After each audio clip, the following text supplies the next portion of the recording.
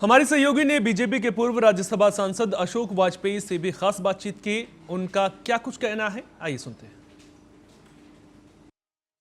इस वक्त हमारे साथ मौजूद हैं पूर्व राज्यसभा सांसद अशोक वाजपेयी जी और बीजेपी के वरिष्ठ नेता हैं। चलिए सीधा इनसे बात करेंगे और जानेंगे अभी के जो करंट सिचुएशन है, जो मुद्दे उठ रहे हैं, उन पर इनकी क्या राय है। सर, पहले तो आपका बहुत बहुत स्वागत है हमारे चैनल टीएनपी। धन्यवाद आपका। सबसे पहले तो मैं आपसे एसआईआर के मुद्दे पे बात करूंगी, क्योंकि एसआईआर को लेकर लगातार विपक्ष हमलावर है। बिहार में भी हमने देखा, बंगाल का चुनाव होने जा रहा है, उसमें भी विपक्ष जो है हमलावर है, यूपी में भी चुनाव होना जा रहा है। एसआईआर को लेकर आपकी क्या प्रतिक्रिया, और विपक्ष जो बार बार मुद्दा उठा रहा है, इस पे आप क्या कहेंगे? देखिए, विपक्ष के पास कोई मुद्दा नहीं है और उनके पास कोई विषय नहीं है कि सरकार की आलोचना कर सके, तो इसलिए जो कोई विषय नहीं, उन विषयों को बना करके अनावश्यक अनर्गल दुष्प्रचार करने का काम विपक्ष कर रहा है। ये जो एसआईआर है कोई नई चीज़ नहीं। हर चुनाव से पहले मतदाता सूची का पुनरीक्षण होता है। इस बार सघन पुनरीक्षण हो रहा है।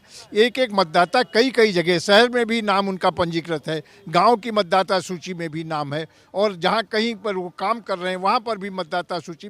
तो इस तरीके से भ्रम पैदा होता था। बहुत सारे मतदाता जो दिवंगत हो गए उनके भी नाम मतदाता सूची में बने रहते थे। इस सघन पुनरीक्षण से ये होगा कि जो सही मतदाता है और जो व्यक्ति जहां एक ही जगह मतदान कर सकेगा और एक ही मतदाता सूची में अपना नाम रख सकेगा, जो कई कई मतदाता जब कई कई जगहों पर अपना नाम मतदाता सूची में अंकित करा रखे थे, वो नाम कटेंगे। इससे किसी तरीके का कोई विपक्ष जो है अनावश्यक हाय तौबा कर रहा है। अच्छा सर, नेशनल हेराल्ड का मामला एक बार फिर से चर्चा में आ गया है और हम लगातार ये देख रहे हैं कि राहुल गांधी पर तो हमलावर है, लेकिन ये विपक्ष का भी सवाल है और जनता भी ये चीज पूछ रही है कि जब ये कानूनी मुद्दा है तो बावजूद इसके जो है ये चुनाव के समय क्यों ईडीआई या फिर कानून जो भी हैं कहते हैं आयकर विभाग छापेमारी करती है विपक्ष पर, ये आरोप क्यों लगते हैं बार बार? सारे आरोप निराधार। दाल जहाँ कहीं दाल में काला होता है तो उस समय इस तरीके, अगर जहाँ सच्चाई होगी, या ये चाहे ईडी हो चाहे इनकम टैक्स हो, अपना काम करते हैं। इसका सरकार से कोई लेना देना नहीं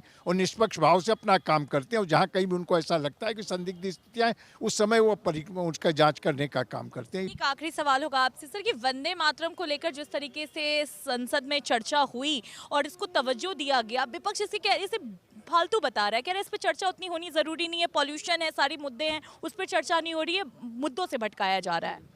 विपक्ष को सबसे कोई मतलब नहीं, राष्ट्रीय भावनाओं से उनका कोई लेना देना। 150 वर्ष पहले बंकिम चंद्र जी ने इस गीत को बनाया था और यह गीत सारे देश के जो स्वतंत्रता आंदोलन का गीत बन गया था। अंग्रेज सत्ता इससे घबराती थी और ऐसे गीत को आज जब 150 वर्ष पूरे हो रहे हैं तब उसको याद करना, और जिन लोगों ने किन कारणों से उसको खंडित करके आज वंदे मातरम का जो पाठ किया जाता है उससे केवल 2 उसके सर किए जाते हैं, 4 काट दिए गए हैं। तो इस सर चर्चा होनी चाहिए, नई पीढ़ी को मालूम हो कि वंदे मातरम का महत्व क्या है। चलिए सर, आपका बहुत बहुत धन्यवाद, आप हमारे साथ जुड़े। तो आपने भी अशोक वाजपेयी जी को सुना, इन्होंने सीधे तौर पर जो है विपक्ष पर बेबाकी के साथ अपनी राय रखी और इन्होंने सीधे तौर पर ये कहने की कोशिश की कि विपक्ष के पास अब कोई मुद्दा नहीं बच गया, इसलिए इस तरीके के बेबुनियाद मुद्दों को उठाकर वो अपनी राजनीति कर रहा है।